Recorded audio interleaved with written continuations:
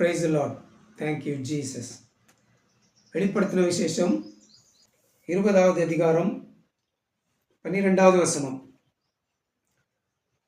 மரித்தோராகிய சிறியோரையும் பெரியோரையும் தேவனுக்கு முன்பாக நிற்க கண்டேன். அப்பொழுது புஸ்தகங்கள் திறக்கப்பட்டன. ஜீவ புஸ்தகம் என்னும் வேறொரு புஸ்தகமும் திறக்கப்பட்டது. அப்பொழுது அந்த புஸ்தகங்களில் எழுதப்பட்டவைகளின்படியே மரித்தோர் தங்கள் தங்கள் கிரியைகளுக்கு தக்கதாக நியாய தீர்ப்படைந்தார்கள் என்பதை கடந்த காணொலியிலே நாம் தியானித்தோம். அன்பான தெய்வ பிள்ளைகளே, அதன் தொடர்ச்சியாக இந்த காணொலியை நான் உங்களுக்கு முன்பாக கொண்டு வர விரும்புகிறேன், பரிசுத்த ஆவியானுடைய ஏவுதலினாலே. சரிங்களா? பரலோகத்தில்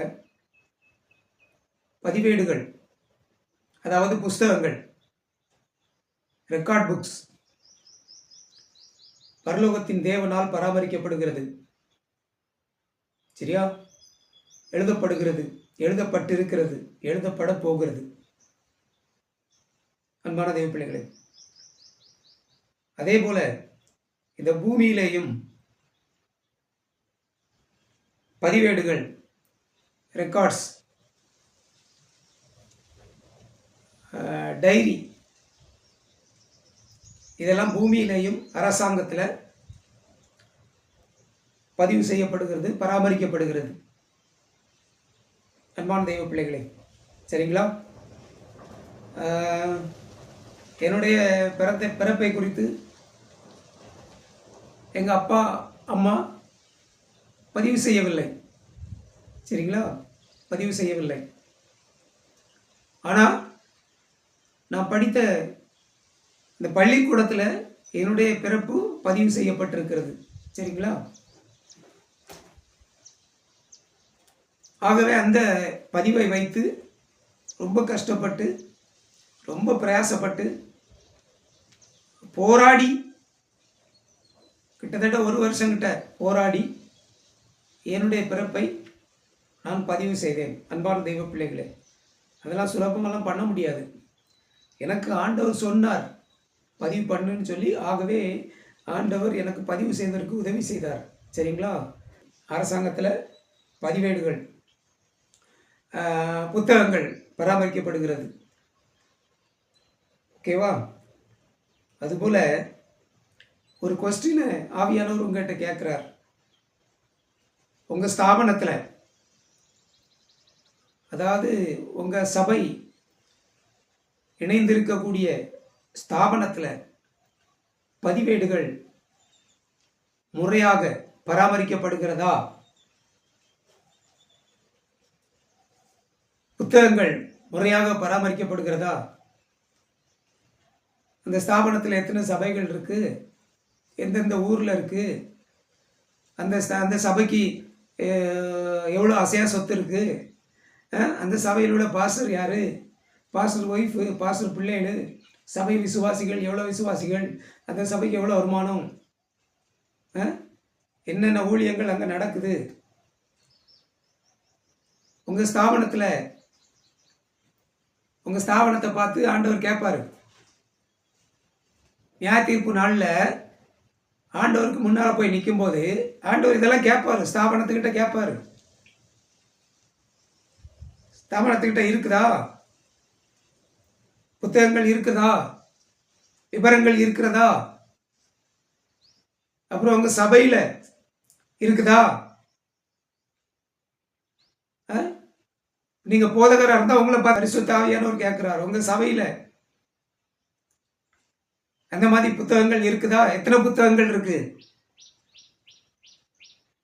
வரவு செலவு புத்தகம் இருக்குதா? கணக்கு, வரவு செலவு கணக்கு புத்தகம் இருக்குதா? உங்க சபையில் பிள்ளைகள் பிறந்த அந்த பிறப்பு சம்பந்தப்பட்ட பதிவேடுகள் இருக்குதா? சபையில் இருக்குதா? பிள்ளைகளை பிரதிஷ்டை பண்ணது என்னைக்கு பதிவேடு இருக்கா? ஞானஸ்நானம் என்னைக்கு எடுத்தாங்க பதிவேடு இருக்கா? ஞானஸ்நான பதிவேடு இருக்கா? அறிக்கையை வாசிக்கிறார்கள். திருமணத்துக்கு நிச்சயம் பண்ண பொண்ணு மாப்பிள்ளைக்கு நிச்சயம் பண்ண திருமணம் அந்த பதிவு இருக்குதா? டீட்டெயில்ஸ் இருக்குதா? அறிக்கை வாஸ்த அந்த டீட்டெயில்ஸ் இருக்குதா? விவரங்கள் இருக்குதா? இறப்பு சம்பந்தப்பட்ட விவரங்கள் அப்படி அடங்கிய அந்த அந்த பதிவேடுகள் இருக்கிறதா? இன்னும் கேட்டுட்டே போகலாம். இருக்குதா உங்க சபையில? தனி நபர்கிட்ட உங்க வருமானத்தை குறித்து, வரவு செலவு குறித்த கணக்கு உங்ககிட்ட இருக்கா? உங்க சம்பளம் எவ்வளவு கணக்கு இருக்கா? வரவு கணக்கு இருக்கா? செலவு கணக்கு இருக்கா? என்னென்ன செஞ்சீங்க, என்னென்ன காரியங்கள் செஞ்சீங்க அப்படிங்கிற அந்த டீட்டெயில்ஸ் இருக்கா உங்ககிட்ட? பரலோகத்தின் தேவன் கேட்பார்ல, இதெல்லாம் வச்சிருக்கணும்ல. ஒருவேளை வச்சிருந்தாலும் அதுல உண்மைத்தன்மை இருக்கா? சரியான கணக்கு இருக்கா இல்ல கள்ள கணக்கு இருக்கா? சரியான தகவல் இருக்கா இல்ல போலியான தகவல் இருக்கா? இருக்குதா? கரெக்டா இல்லை அப்படின்னா நிச்சயமா தண்டனை உண்டு. நியாய தீர்ப்புல தண்டனை நிச்சயமா உண்டு. அன்பான தெய்வ பிள்ளைகளே, இது எனக்கு பல வருஷங்களுக்கு முன்பாகவே ஆண்டவர் எனக்கு கற்றுக் கொடுத்தார். அன்பான தெய்வ பிள்ளைகளே, அந்த வருஷத்திலிருந்து நான் டைரி எழுதிட்டு இருக்கேன். டெய்லி காலையில் நான் எத்தனை மணிக்கு எழும்புனேன், காலையில் எழும்பி பல்ல வளர்க்கினேனா, காப்பி போட்டு குடிச்சேனா, ப்ரேயர் பண்ணனா, குளிச்சேனா, புறப்பட்டு எந்த ஊருக்கு போனேன், எங்கே போனேன், யார் யாரை சந்தித்தேன், எவ்வளோ காணிக்க கிடச்சி, எவ்வளவு செலவு, பஸ்ஸுக்கு எவ்வளவு, டீ குடிச்சது எவ்வளவு. அன்பானவர்களே, எல்லா செலவும், ஊழியத்துக்காக எவ்வளோ செலவு பண்ணேன், டைரி நான் எழுதிட்டே இருக்கேன். எனக்கு என்ன பைத்தியமா? என்னை பார்த்தா நீங்கள் பைத்தியக்காரன் அப்படின்னு நினைப்பீங்க. நான் பைத்தியக்காரன் இல்லை. ஒரு நாளில் ஆண்டவருக்கு முன்பாக நான் போய் நிற்கணும், கணக்கு கேட்பார். நான் சொல்ல வேண்டிய அவசியம் இல்லை. நான் இங்கே எழுதி இருக்கிறதே அங்கே இருக்கும். நான் எழுதுறதே அங்கே பரலோகத்தில் பதிவு பண்ணி வச்சிருப்பாரு, இவன் இப்படி பண்ணியிருக்கான் அப்படின்னு சொல்லி. அன்பானவர்களே, எழுதிட்டு இருக்கேன் நான். அன்பான தெய்வ பிள்ளைகளே, நியாய தீர்ப்பு நாளில் தேவன் கணக்கு கேட்பாரு. அவர் அங்க எழுதி வச்சிருக்காரு. உங்ககிட்ட இருக்குதா? கேட்பாருல்ல. மத்தேயு எழுதின சுவிசேஷம் 18வது அதிகாரம் 23வது வசனம். மத்தேயு எழுதின சுவிசேஷம் 18:23. எப்படி எனில், பரலோக ராஜ்யம் தன் ஊழியக்காரரிடத்தில் கணக்கு பார்க்க வேண்டும் என்றிருந்த ஒரு ராஜாவுக்கு ஒப்பாயிருக்கிறது. பரலோக ராஜ்யம் தன் ஊழியக்காரரிடத்தில் கணக்கு பார்க்க வேண்டும் என்றிருந்த ஒரு ராஜாவுக்கு ஒப்பாயிருக்கிறது. ஊழியக்காரங்களை பத்தி பரிசுத்த வேதாகமம் பதிவு பண்ணுகிறது. நான் ஒரு ஊழியக்காரன், என்கிட்ட ஆண்டவர் கணக்கு கேட்பார். பரலோக ராஜ்யம் கணக்கு கேட்கும். நான் வச்சிருக்கணுமே. நீங்க வச்சிருக்கீங்களா? நியாய தீர்ப்பு முதல்ல எங்க இருந்து தொடங்குது? தேவனுடைய வீட்டிலிருந்து தான் முதல்ல நியாய தீர்ப்பு தொடங்குது. வெள்ளை சிங்காசன நியாய தீர்ப்பு எங்க இருந்து தொடங்கும்? யார்கிட்ட இருந்து தொடங்கும்? ஃபர்ஸ்ட்ல ஊழியக்காரங்க கிட்ட இருந்து. எனக்கு ஊழியம் செஞ்சல, வா கொண்டா, கணக்க கொண்டா, நானும் கணக்கு வச்சிருக்கேன், கொண்டா பார்ப்போம், வெரிஃபை பண்ணி பார்ப்போம், கரெக்டா இருக்கா பார்ப்போம். அன்பானவர்களே, ஊழியக்காரங்க கிட்ட கணக்கு பார்க்க வேண்டும் என்று இருந்த ஒரு ராஜாவுக்கு ஒப்பா இருக்கிறது. அவர் வெள்ளை சிங்காசனத்துல நியாயம் விசாரிக்கிற நியாயாதிபதியாக ராஜாவாக உட்கார்ந்திருப்பாரு.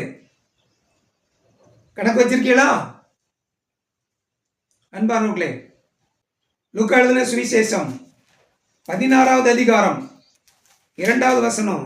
எந்த அடிப்படையில் ஆண்டவர் விசாரிப்பார், நியாயம் விசாரிப்பார்? இந்த அடிப்படையில் தான். லூக்கா சுவிசேஷம் 16வது அதிகாரம் 2வது வசனம். அப்பொழுது எஜமான் அவனை வரவழைத்து, உன்னை குறித்து நான் இப்படி கேள்விப்படுகிறது என்ன? உன் உக்கிரான கணக்கை ஒப்புவி, இனி நீ உக்கிரானக்காரனாய் இருக்கக்கூடாது என்றான். எஜமா வேலைக்காரனை பார்த்து கேட்குறான், எப்போ உன் மேலே கம்ப்ளைண்ட் வருதுப்பா, அதனால உங்ககிட்ட இருக்க உக்கிரான கணக்கை ஒப்புவி அப்படின்னு நியாயாதிபதி கேட்பாரு. கணக்கு வச்சிருந்தீங்கன்னா பிரச்சனையே இல்லை. நீங்கள் கரெக்டாக எழுதுறீங்களோ தப்பாக எழுதுறீங்களோ, எழுதிட்டு இருக்கீங்களா, இங்கே எழுதுறது அங்கே பரலோகத்தில் பதிவு செய்யப்படுது. அப்போ இவன் எழுதியிருக்கான் அப்படின்னு சொல்லி அவருக்கு தெரியும். எழுதியிருந்தா அவர் முன்னால் நீங்கள் போய் நிற்க வேண்டிய அவசியம் இல்லை. முன்னால் நின்னாலும் உங்கள் பேரை பார்த்த உடனே போ சொல்லின்றாரு. கரெக்டாக வச்சிருக்கான், எல்லாம் வச்சிருக்கீங்களா கேட்பார்ல. நியாய தீர்ப்பு நான் என்ன நினச்சிங்க? ஒன்றுமே இல்லை, பரலோகத்தில் ஒன்றுமே இருக்காது. நம்ம போன உடனே நம்ம ரசிக்கப்பட்டிருந்தா போதும், நம்ம அபிஷேகம் பெற்றிருந்தா போதும், நம்ம ஞான ஸ்நானம் பெற்றிருந்தா போதும், நம்ம சபைக்கு ஒழுங்காக போயிருந்தா போதும், நம்ம ஊழியத்துக்கு உதவி செஞ்சிருந்தா போதும், நம்ம காணிக்க கொடுத்துருந்தா போதும், போதும் போதும் போதும் போதும், வேற ஒன்றுமே வேண்டாம். இப்படிதானே எல்லாரும் நினச்சிட்டு இருக்கீங்க? இப்படிதானே எல்லாரும் சொல்லிட்டு இருக்காங்க? இல்லையே, பரிசுத்த வேதாகமத்தில் அப்படி சொல்லலையே. தெளிவாக எழுதி வச்சிருக்குதே. கணக்கை ஒப்புவிப்பா அப்படின்னு கேட்பாரு. என்ன பண்ணுவீங்க? எபிரேயருக்கு எழுதின நிருபம் 4வது அதிகாரம், எபிரேயருக்கு எழுதின நிருபம் 4ஆம் அதிகாரம் 13வது வசனம். எபிரேயர் 4:13. அவருடைய பார்வைக்கு மறைவான சிருஷ்டி ஒன்றுமில்லை, சகலமும் அவருடைய கண்களுக்கு முன்பாக நிர்வாணமாயும் வெளியரங்கமாயும் இருக்கிறது. அவருக்கே நாம் கணக்கு ஒப்புவிக்க வேண்டும்.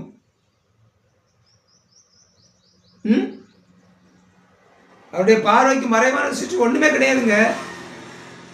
நீங்க எங்க போய் என்ன செஞ்சாலும் அவர் பார்வைக்கு எல்லாமே வெளியரங்கமா இருக்கு, நிர்வாணமா இருக்குது, வெளியரங்கமா இருக்கு. நீங்க எங்கதான் மறைவிடத்துல வச்சு செஞ்சாலும் அவருடைய பார்வைக்கு எல்லாமே வெளியரங்கமா இருக்கு. அவர் பார்த்துட்டே இருக்காரு. அவருக்கே நாம் கணக்கு ஒப்பிக்க வேண்டும். நீங்க என்ன செஞ்சிருக்கீங்க அப்படிங்கிறது உங்ககிட்ட இருந்தா தானே நீங்க ஒப்புவிக்க முடியும்.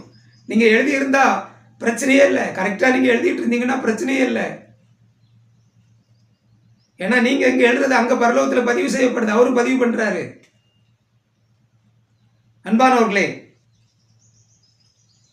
என்ன நினைச்சுக்கிட்டீங்க பரலோகத்தின் தேவனை குறித்து, நியாயாதிபதியாகி ஆண்டவரை குறித்து? அவர் நியாயாதிபதியா உட்கார்ந்துட்டா அங்க பட்சபாதத்துக்கு இடம் கிடையாது. ஆமா, நியாயாதிபதியா, ராஜாவா அவரு வந்து வரப்போறாரு. அங்க எல்லாமே ஸ்ட்ரிக்டா தான் இருக்கும், எல்லாமே பெர்ஃபெக்டா தான் இருக்கும். அன்பானவர்களே, அவருக்கு கணக்கு ஒப்புவிக்கணும். கணக்கு வச்சிருக்கீங்களா? 1 பேதுரு 4ஆம் அதிகாரம் 5வது வசனம். அப்போஸ்தலனாகிய பேதுரு எழுதின முதலாம் நிருபம் 4ஆம் அதிகாரம் 5ஆம் வசனம். 1 பேதுரு 4:5. உயிரோடு இருக்கிறவர்களுக்கும் மரித்தவர்களுக்கும் நியாய தீர்ப்பு கொடுக்க ஆயத்தமாய் இருக்கிறவருக்கு அவர் கணக்கு ஒப்புவிப்பார்கள். உயிரோடு இருக்கிறவர்களுக்கும் மரித்தவர்களுக்கும் நியாய தீர்ப்பு கொடுக்க ஆயத்தமாய் இருக்கிறவருக்கு அவர்கள் கணக்கு ஒப்புவிப்பார்கள். நியாய தீர்ப்பு கொடுக்கும்போது, நியாய தீர்ப்புக்கு போய் முன்னால நிற்கும் போது எல்லாரும் அவருக்கு முன்னால கணக்க ஒப்புவிக்கணும்.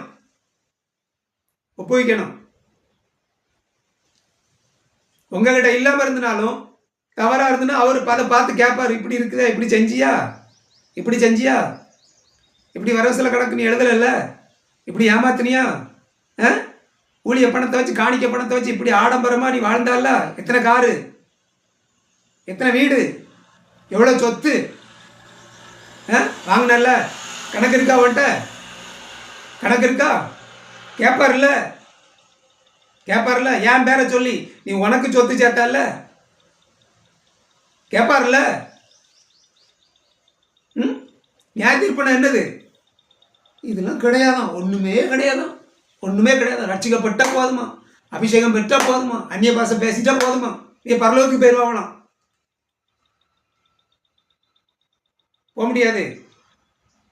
போக முடியாது. அன்பான தெய்வ பிள்ளைகளே, நியாய தீர்ப்பு கொடுக்க ஆயத்தமா இருக்கிறவருக்கு கணக்கு ஒப்புவிக்க வேண்டும். கணக்கு உங்ககிட்ட இருந்தாதான் நீங்க ஒப்புவிக்க முடியும். பதிவேடுகள் வைச்சிருந்தாதான் நீங்க அதை இது பண்ண முடியும். அப்போஸ்தலனாகிய பவுல் ரோமாபுரியாருக்கு எழுதின நிருபம் 14ஆம் அதிகாரம் 12வது வசனம். ரோமர் 14:12. ஆதலால் நம்மில் ஒவ்வொருவனும் தன்னை குறித்து தேவனுக்கு கணக்கு ஒப்புவிப்பான். ஆதலால் நம்மில் ஒவ்வொருவனும் தன்னை குறித்து, நான் என்னை குறித்து தேவனுக்கு கணக்கு ஒப்புவிக்க வேண்டும். கணக்கு ஒப்புவிக்க வேண்டும். கணக்கு வச்சிருந்தா தானே, நான் கணக்கு வச்சிருந்தா தானே அன்பானவர்களே. அதனால தான் ஒரு பைசா அப்படின்னாலும் நான் கரெக்டாக கணக்கு எழுதி அப்புறம் அதை அன்னன்னைக்கு அதை கணக்கு பார்த்து கணக்கு டேலி ஆகுதா இல்லை டேலி ஆகலையா, எங்கே மிஸ் ஆச்சு, இதெல்லாம் கண்டுபிடிக்கலன்னா எனக்கு தூக்கம் வராது. கணக்கு டேலியானால் தான் தூக்கம் வரும். எங்கே பைசாவை நம்ம மிஸ் பண்ணியிருக்கோம், என்ன செலவு பண்ணது நம்ம எழுதலை, இல்லை எங்கே நம்ம பைசாவை வேஸ்ட்டாக விட்டுட்டோம். டேலி ஆகலைன்னா எனக்கு தூக்கம் வராது டெய்லி. அன்பானவர்களே, கணக்கு ஒப்புவிக்கணும். தன்னை குறித்து, என்னை குறித்து, நான் என்னென்ன செஞ்சேன், யார்கிட்ட பேசினேன், யார்கிட்ட சண்டை போட்டேன், யாருக்கு கொடுத்தேன், யாருக்கு கொடுக்கல, என்னை குறித்து நான் அவருக்கு கணக்கு ஒப்புவிக்கணும். அன்பான தெய்வ பிள்ளைகளே, மத்தேயு எழுதின சுவிசேஷம் 12வது அதிகாரம். மத்தேயு எழுதின சுவிசேஷம் 12வது அதிகாரம் 36வது வசனம். மத்தேயு 12:36.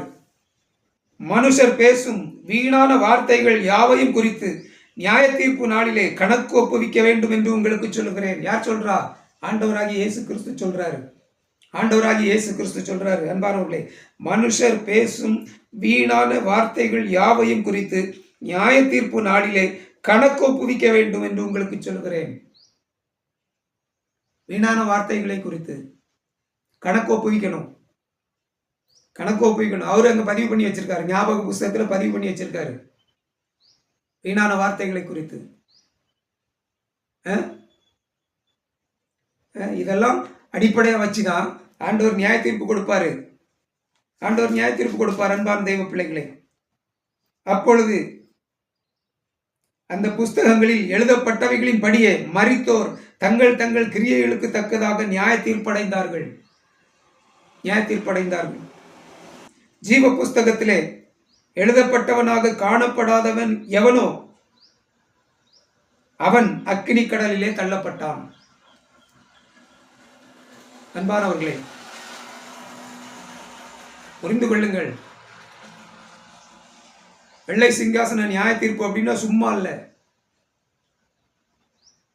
எல்லாருக்கும் நியாய தீர்ப்பு உண்டு. அன்பானவர்களே, ஜீவ புஸ்தகத்துல எழுதப்பட்டவனாக காணப்பட்டால் அன்பானவர்களே, நீங்க நான் முன்னால போய் நிற்பேன். அவருக்கு முன்னால போய் நிற்பேன். அவர் என்னை பார்த்து விசாரிப்பார். விசாரிக்கைக்கு ஒன்றுமே இருக்காது. ஏன்னா எல்லாமே அங்கே நான் எல்லாமே கரெக்டாக வச்சுருக்கேன். அப்படிங்கும்போது அங்கே இந்த கணக்கு எல்லாமே அங்கே அப்படியே இருக்கும். இங்கே உள்ள கணக்கு அங்கே ஒரிஜினல் அங்கே அப்படியே இருக்கும். பார்ப்பாரு. என்கிட்ட அவர் கேட்கறதுக்கே ஒன்றுமே வரல. போ சொல்லு அப்படின்றார். போ பரலோகத்துக்கு போ. இல்லைன்னா சொல்லுவார், உண்மையும் உத்தமமான ஊழியக்காரனே வா, கொஞ்சத்தில் உண்மையா இருந்தாய். நீ கொஞ்சத்தில் உண்மையா இருந்தா, நான் ரொம்ப ஃபுல்லாலாம் உண்மைன்னு சொல்லலை. ஆண்டவர் என்னை பார்த்து கொஞ்சத்தில் உண்மையா இருந்தா போ, உன் எஜமானுக்குரிய சந்தோஷத்தில் பிரவேசி, உனக்காக ஆயத்தம் பண்ணப்பட்டிருக்கிற ராஜ்யத்தை சுதந்திரித்துக்கொள் அப்படின்னு சொல்லிடுவார். ஜீவ புஸ்தகத்தில் பெயர் எழுதப்பட்டிருந்தா. இல்லாவிட்டால் போ, இவனை கொண்டு அக்கினி கடலில் தள்ளுங்க, நரகத்தில் தள்ளுங்க. அன்பான தெய்வ பிள்ளைகளே, புரிந்து கொள்ளுங்கள். வச்சிருக்கீங்களா கணக்கு? என்னுடைய பிறப்பை பதிவு செய்வதற்காக எங்கள் அப்பா அம்மா சம்மந்தப்பட்ட டீட்டெயில்ஸ் தெரியணும் அப்படிங்கிறதுக்காக நான் ரொம்ப பிரயாசப்பட்டேன். சரிங்களா? எங்கள் அப்பா அம்மாவுக்கு கல்யாணம் நடக்கும்போது அவங்க பெந்தேகஸ்தே கிடையாது. சரிங்களா? எங்கள் அப்பா வந்து சிஎம்எஸ் சுத்தாங்க சுவிசேஷ சபை மேலப்பத்தை, அந்த அந்த சபையில் உள்ள விசுவாசிகள் எங்கள் அப்பா வீட்டில். எங்கள் அம்மா வீட்டில் மஞ்சோலையில் சிஎஸ்ஐயில் உள்ள விசுவாசிகள். சரிங்களா? அப்போ தான் கல்யாணம் முடிஞ்சிருக்கு. மேலப்பத்தையில் போய் நான் விசாரித்தேன். சரிங்களா? கிடைக்கல. எங்கள் அப்பா அம்மா மேரேஜ் சம்மந்தமாக டீட்டெயில்ஸ்லாம் கிடைக்கல. ரொம்ப பிரயாசப்பட்டேன் அன்பானவங்களே, கிடைக்கல. தேடினாங்க, தேடி பார்த்தாங்க. மேலப்பத்தைக்குள்ள ரிஜிஸ்டர்லாம் ஒரு போதகர்கிட்ட இருக்குது. அந்த போதகர்கிட்ட போய் பார்த்து அவர்கிட்ட பார்த்து பேசி இது பண்ணிட்டு வந்தேன். அவர்கிட்ட ஒரு வாரம் கழித்து நான் கேட்டேன், தேடி பார்த்தேன், இல்லை அப்படின்ட்டாங்க. அன்பானவங்களே, எங்கள் அப்பா எப்படியும் கொஞ்சம் எழுதுவாங்க படிப்பாங்க. அவங்க எப்படியும் ஸ்கூலுக்கு போயிருப்பாங்க. எங்கள் ஏரியாவில் மஞ்சோலையில் அப்போது ஸ்கூல் கிடையாதான். மஞ்சோலையில் அப்போது ஸ்கூல் கிடையாது. மேலப்பத்தையில் தான் ஸ்கூல் உண்டு. சிஎம்எஸ் ஸ்கூல் இப்போவும் இருக்குது. CMS school மேலப்பத்தையில். மஞ்சோலையிலேருந்து மேலப்பத்தைக்கு தான் படிக்க போவாங்களாம். சரிங்களா? இதெல்லாம் எங்கள் அப்பாவுக்குள்ள டீட்டெயில்ஸ் கிடைக்குமான்னு சொல்லி நான் பார்க்க போய் விசாரிக்கும் போது இதெல்லாம் நான் தெரிஞ்சுக்கிட்டேன். மஞ்சோலையிலேருந்து எங்கள் அப்பா வயசில் உள்ள எல்லாருமே அப்போ மேலப்பத்தைக்கு தான் படிக்க போவாங்களாம். ஆகவே மேலப்பத்தை ஸ்கூலில் போய் பார்த்தேன். ஸ்கூல் ஹெச்எம் எனக்கு சொந்தக்காரர் தான், இப்போ இருக்க ஹெச்எம். அவரை போய் பார்த்து தேடி ரெக்கார்டெல்லாம் எடுத்து காட்டினாங்க. எல்லாம் பழைய 50 வருஷத்துக்குள்ளது வரை இருக்குது. அதுக்கு முன்னால் உள்ளது இல்லை. அதுவும் எல்லாமே அப்படியே அப்பளம் மாதிரி பொறிஞ்சு தான் இருக்குது பேப்பர்லாம். அதெல்லாம் இப்போ நிறைய ஸ்கூலில் வேறு அந்த டீட்டெயில்ஸை அப்படியே வேறு இதில் ரெஜிஸ்டரில் டீட்டெயிலாக எழுதி ஆன்லைனுக்கு மாற்றிக்கிட்டு இருக்காங்க. இப்போ பழைய ரெக்கார்ட்ஸ் எல்லாமே நான் இதெல்லாம் கண்கூட பார்த்தேன். சரிங்களா? எங்கள் அப்பாவுக்குள்ள டீட்டெயில்ஸ் கிடைக்கல. 50 வருஷம் வரைக்குள்ளது தான் இருக்குது. இப்போ அதெல்லாம் ஆன்லைனுக்கு எடுத்து எழுதி ஆன்லைனுக்கு மாற்றிக்கிட்டு இருக்காங்க எல்லா ஸ்கூல்லையும். அன்பானவங்களே, கிடைக்கல. எங்கள் அப்பா அம்மா பெந்தைகோஸ்தைக்கு மாறினதுக்கப்புறம் நான் வந்து பிறந்தது பெந்தைகோஸ்தை விசுவாசியாக இருக்கும்போது, ஆகவே அந்த சபையில் போய் அந்த போதகர்கிட்ட கேட்டேன், இப்படி இந்த வருஷத்தில் உள்ளது ஏதாவது டீட்டெயில்ஸ் கிடைக்குமா? ஒரே வார்த்தையில் சொல்லிட்டார், இல்லை ஒன்றுமே இல்லை அப்படின்ட்டார். ஆண்டவர்கிட்ட போய் நீங்கள் அப்படி சொல்ல முடியாதுல்ல. ஆண்டவர் வந்து ஒரு சபையை நம்பி இவ்வளோ விசுவாசிகள் தந்திருந்தேனே, இதெல்லாம் ஒரு கணக்கு வைக்கலையே அப்படின்னு சொல்லி ஆண்டவர் கேட்க மாட்டார்? கண்டிப்பாக கேட்பாருங்க, கண்டிப்பாக கேட்பாரு. என் பிறப்பை பதிவு பண்ணுறதுக்கு நான் எவ்வளோ கஷ்டப்பட்டேன், எவ்வளோ அலைஞ்சேன், எவ்வளோ செலவு பண்ணேன் தெரியுமா? ஆனால் எனக்கு ஒத்துழைப்பு கொடுத்தாங்க. சரிங்களா? ஒரு மேலப்பத்தையில் உள்ள அந்த ரெக்கார்ட்ஸ் எல்லாம் வச்சிருக்கிற அந்த ஐயர்வாள் எனக்கு ஒத்துழைப்பு கொடுத்தாங்க. இல்லை தேடி பார்த்துட்டு இல்லைன்னாங்க. மேலப்பத்தை ஸ்கூலில் அந்த ஹெச்எம் தேடி பார்த்துட்டு என் முன்னாலே எடுத்து காட்டினாங்க. எல்லாம் இல்லை அப்படின்னாங்க, ஒத்துழைப்பு கொடுத்தாங்க. அவங்களுக்கெல்லாம் நான் மனதார நன்றி சொல்கிறேன். அன்பான தெய்வ பிள்ளைகளே, ஒரே வார்த்தையில் இல்லை அப்படின்னு சொல்லிட்டு போயிடலாமே. இதெல்லாம் அந்த ஞாபக புஸ்தகத்தில் எழுதி வச்சிருக்காருங்க ஆண்டவர். நான் யாரையும் குற்றப்படுத்துறேன், குறை சொல்கிறேன்னு நினைக்காதீங்க. இதுதாங்க நடக்கும் நியாய தீர்ப்பில். நான் சொல்லலைன்னா யார் சொல்லுவா? எதுக்கு உங்களை நம்பி ஆண்டவர் சபையை தந்திருக்காரு? ஒரு டீட்டெயில்ஸும் கிடையாது. சரிங்களா? எங்கள் அப்பாவுக்குள்ள டெத் சர்டிஃபிகேட் நான் வச்சிருக்கேன். பாம்பேயில் போய் அது கஷ்டப்பட்டு வாங்கினேன். சரிங்களா? 12 ரூபா அதுக்குள்ளே கட்டணும். பம்பாயில் உள்ள அந்த முனிசிபாலிட்டி ஆஃபீஸில் பாம்பே பாண்டுக்குள்ளே மங்கத்ராம் அப்படிங்கிற இடத்துல மெயின் ரோட்டில் ஒரு மங்கத்ராம் பெட்ரோல் பல்க் அப்படின்னு சொல்லுவாங்க. அதுக்கு அடுத்தால இருக்குது அந்த பில்டிங், அந்த முனிசிபாலிட்டி பில்டிங். அந்த பில்டிங்கில் போய் தேடி எங்கள் அப்பாவுக்குள்ள டீட்டெயில்ஸை நான் போய் இப்படி கேட்டு ஹிந்தியில் கேட்டு அலைஞ்சு ரொம்ப கஷ்டப்பட்டேன். கடைசியில் அவங்க கண்டுபிடிச்சி 12 ரூபா கட்டுங்க அப்படின்னாங்க. 12 ரூபா கொடுத்து எங்கள் அப்பாவுக்குள்ள டெத் சர்டிஃபிகேட் நான் வாங்கிட்டு வந்தேன் பாம்பேயில். அதை ஆன்லைனுக்கு மாற்றணும் அப்படின்னு சொல்லி நான் அப்படி ஒரு எண்ணம் ஓடிக்கிட்டு இருக்கு. எங்கள் அப்பாவுக்குள்ள டெத்தை ஆன்லைனுக்கு மாற்றணும்னு சொல்லி காசு இல்லை. காசு இருந்துன்னா பாம்பேக்கு போய் அதை ஆன்லைனில் மாற்றக்கூடிய முயற்சி பண்ணி ஆன்லைனில் மாற்றிட்டு வந்துடுவேன். அன்பானவர்களே, தெரியுமா? என் ஒய்ஃபுக்குள்ள பேருக்கு அவங்களுக்குள்ள டீட்டெயில்ஸுக்கு அலைஞ்சு நான் தெரிஞ்சு கஷ்டப்பட்டேன். அன்பான தெய்வ பிள்ளைகளே, வேணுங்க. இதெல்லாம் சபையில் இல்லைன்னா கேட்டால் ஒரு விசுவாசி கேட்டால் கொடுக்கணும். அன்பான தெய்வ பிள்ளைகளே, நான் வச்சுருக்கேன். ஆண்டவர் எனக்கு சொன்னார், இதெல்லாம் பத்திரமா வை. 2 கல்யாணம் நடத்தினேன். 2 கல்யாணத்துக்குள்ள டீட்டெயில்ஸே நான் பத்திரமா அப்படியே புக்கு மாதிரி தச்சு போட்டு வச்சுருக்கேன், பத்திரமா வச்சுருக்கேன் அதுக்குள்ள டீட்டெயில்ஸ் எல்லாம். என்னைக்காவது ஒரு காலத்தில் அவங்க வந்து என்கிட்ட கேட்டாங்கன்னாக்கி, நான் இல்லைனாலும் ஸ்தாபனத்தில் வந்து கேட்டாங்க அப்படின்னு சொன்னால், அங்கே ரெக்கார்ட்ஸ் இருக்குது. எனக்கு பின்னால் யார் இருக்காங்களோ அது வேறு விஷயம், அதை விட்டுலாம் விட்டுருங்க. எடுத்து கொடுக்கணும். இதான் உங்கள் டீட்டெயில்ஸ், உங்கள் கல்யாண டீட்டெயில்ஸ், அதில் என்னெல்லாம் இருக்குது, அப்பா டீட்டெயில்ஸு, அம்மா டீட்டெயில்ஸு, அட்ரஸ்ஸு எல்லாம் நான் அங்கே வச்சுருக்கேன். அன்பானவங்களே, வச்சுருக்கீங்களா? அவங்க கல்யாணத்தில் சாட்சி எழுத்து போட்டது யார், அந்த சாட்சிகளுக்கு ஆதார் கார்டு ஜெராக்ஸு எல்லாத்தையும் நான் வச்சுருக்கேன். அன்பானவங்களே, உங்கள் கல்யாணம் நடந்தது, உங்கள் கல்யாணத்தை நடத்தி வச்சார பாஸ்டரு, அப்படி டீட்டெயில்ஸ் கொடுக்க முடியுமா? போய் கேட்டு பாருங்க. சும்மா வாராங்க, ஏதோ சாட்சி எழுத்து போடுறாங்க, சொந்தக்காரங்களை வச்சு சாட்சி எழுத்து போடுறாங்க, அவங்ககிட்ட ஆதார் ஜெராக்ஸே வாங்குறது இல்லை. சாட்சி எழுத்து போடுறவங்க ஆதார் வாங்கணும். யார் வாங்குறா? நான் நிறைய கல்யாணம் பார்த்துட்டு இருக்கேன், யாருமே வாங்கலை. சாட்சி எழுத்து வராங்க, சொந்தக்காரங்க போடுறாங்க, போட்டுட்டு நோட்டில் போட்டுட்டு அவங்க அட்ரஸை கூட எழுதுறாங்களோ எதுவும் தெரியல, சாட்சி கையெழுத்தை மட்டும் போட்டு போயிட்டே இருக்காங்க. அந்த சபையில் அவங்க ஆதார் கார்டு ஜெராக்ஸே கிடையாது. ஏமாந்துட்டு இருக்கீங்க நீங்கள். இதெல்லாம் பேசுன்னு சொல்கிறாரு, நான் பேசுகிறேன் அன்பான தெய்வ பிள்ளைகளை. ஆனால் எங்ககிட்ட அப்படி கிடையாது. அதை புரிந்து கொள்ளுங்கள். கணக்கு ஒப்புவிக்கணும், நியாய தீர்ப்பில் கணக்கு ஒப்புவிக்கணும். கரெக்டாக வச்சுக்குங்க, கரெக்டாக வச்சுக்குங்க அன்பான தெய்வ பிள்ளைகளை. கர்த்தர் தாமே உங்கள் ஒவ்வொருவரையும் ஆசீர்வதிப்பாராக. ஆமேன், ஆமேன், ஆமேன். மீண்டும் இன்னொரு காணொலியில் உங்களோடு பேசுகிறேன்.